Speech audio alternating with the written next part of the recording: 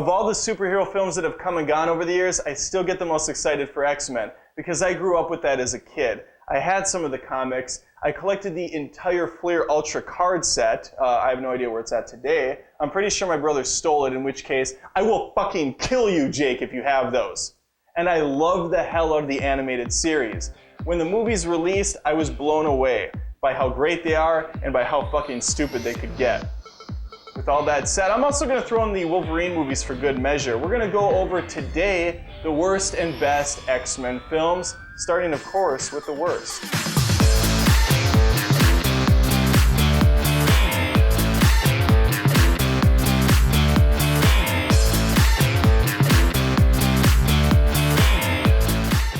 So much wrong here, so much pain.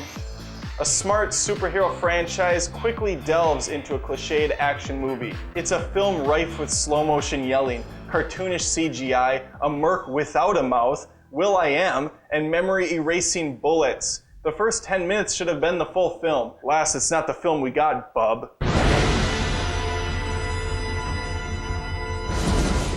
I'm guessing a lot of you are going to put this higher up on your personal list, but this one was a slog for me. It starts out, much like Wolverine Origins, as a great character study, but quickly turns back into a lame action fest. We start with a Ronin lost to the world, a man who's been beaten and torn down one too many times. People he's loved ripped from him. It could have been so powerful, but instead, it's mediocre. There are no interesting characters in Japan, and the film style is a bit ugly. Action is all over the place, with shaky cam replacing solid choreography. And yes, I've seen the director's cut, and while it is slightly better with a few more dashes of blood sprinkled in, it's still not the movie I wanted. Wolverine should have been a fucking warrior, slicing ninjas in half, not running away and waiting for Miko to save his ass with some sort of a grinder. No.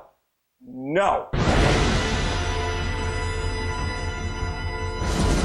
Let me first say that this is in fact a better film than X3, and I acknowledge that. That doesn't mean I'm putting it higher on my list. Some of the pros include the young versions of Magneto and Professor X, played by Fassbender and McAvoy. However, there are a lot of really dumb things here too, and most of the new cast is terrible. And I'm sorry, but I think Jennifer Lawrence is more out of place here than Kevin James in a good movie. Matthew Vaughn does a commendable job directing, and the time period is a nice touch, but I just didn't care for this new class like I did the old one.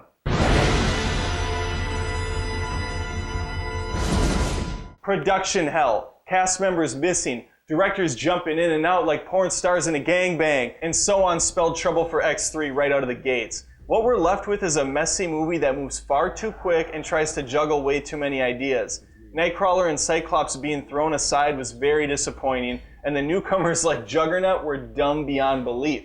However, I love this original cast. The effects were solid, and Juno was a nice touch as Kitty Pryde, and Kelsey Grammer. Man, I remember seeing Beast when I was a kid in the animated show, and I thought, Kelsey Grammer would be good at this character, and they nailed it! X3 is not a good movie, don't get me wrong. It is not a good movie, but yet I can still watch it. It's watchable, if that makes sense. When I saw X-Men on the big screen back in the Diz, slang for back in the day, I was blown away. Not because the movie's that fantastic, in fact, it's just alright, it's alright. But more so because I didn't think the day was going to come. There was countless rumors about it in the past, with Mel Gibson going to be Wolverine and Arnold Schwarzenegger going to be Colossus. None of that happened, of course, and that's probably for the best, Mr. Freeze. Bryan Singer accomplished what many didn't think could be done, establishing a new superhero franchise with dozens of unique characters. Not only that, but he casted a lot of relatively unknown faces in large roles, with Hugh Jackman being the best of the bunch. Patrick Stewart and Ian McKellen are simply perfect, of course. It's low budget, but it works. I look back on this film and I smile. I smile big. It's like the biggest smile you could ever fucking imagine. Like, times 10. That was probably a creepy smile. One or two of you may be confused here. For those of you that actually watch this show more than once every 6 months, judging by my viewer count, that's probably true. But I actually feuded this against X2 in the past with Greg Miller, my arch nemesis that I've just created on the spot. I picked X-Men Days of Future Past, and I want to clarify something right now. When I have guest feuders on, sometimes I play devil's advocate. In the case of Greg Miller, I think we were both like, I don't really care which one. I love them both about equal. So I said, I'll do X-Men Days of Future Past because I've already raved about X2 enough. I love X-Men Days of Future Past. I love X2 just about this much more. Yeah. Chinese dick size more. Yeah, we're going to do some racism on this episode just to piss people off. Like I said, Days is a great movie combining the best characters from First Class and the Origins. I think Rebecca Romijn is the superior Mystique, and Lawrence is getting far too much screen time in this world now due to her popularity. Yes, Wolverine is typically the face of the franchise, but so what? He's the most interesting character by far. I wish he had more to do in this flick, honestly. Its pacing is a little slow at times, too.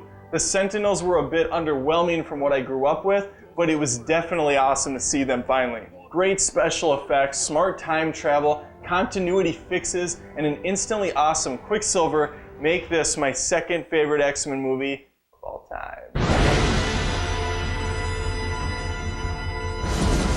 I keep coming back to X2. It's just a well-made film. It has a great script, interesting subplots, a deeper dive into the relationships, and the best action scenes, from Nightcrawler's intro to the mansion raid. And Stryker is a great villain, torturing mutants for information, even using his own son as a weapon. It even sets up future story arcs like the Dark Phoenix, who is ruined in Brett Ratner's film X3. I've seen X2 probably a dozen times, and I look forward to watching it a dozen more. There was probably a surprise or two on this list for you. That wouldn't shock me in the slightest. I'd love to hear your list, of course, in the comments below. We'll talk about it. I like to join into the debate when I can. X-Men has been a messy universe, there's no doubt about that. One full of amazing sequences and terrible ones at the same time. Of course, I'm going to keep doing the traditional Movie Feuds episode, but I like this new worst and best idea as well. So I'm going to do some more of those. In the future, we're going to do Rocky, we're going to do Star Wars, we'll do some Harry Potter, we'll even do some Fast and the Furious. That's been requested a lot, so I should probably see more than 3 of them. I think that's what I've seen. More than just reviews, this is Movie Feuds. And you know what? Keep giving me those suggestions. I am listening. I'm always listening. I'm like Google or Xbox One.